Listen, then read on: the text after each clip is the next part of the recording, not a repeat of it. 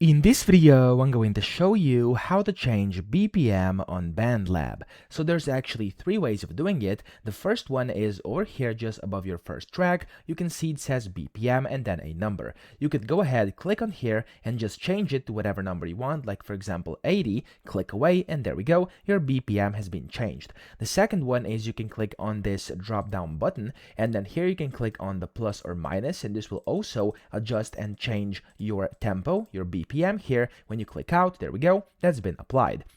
Now the third one is you can also click on this arrow down and then here you can actually tap your tempo. So you can just go ahead and tap your BPM. So if I go really quick over here, as you can see it's increasing, but if I go very slow here, it's going to basically start adjusting according to my clicks. There we go, it went to 40, and if I go really fast, it's going to go to 240. So yeah, of course, it's up to you, whatever you want to do, and it's going to help you set your own tempo, your own BPM like that. So that's how to change it. I hope this video helped you out. If it did, please subscribe to the channel and help me out as well.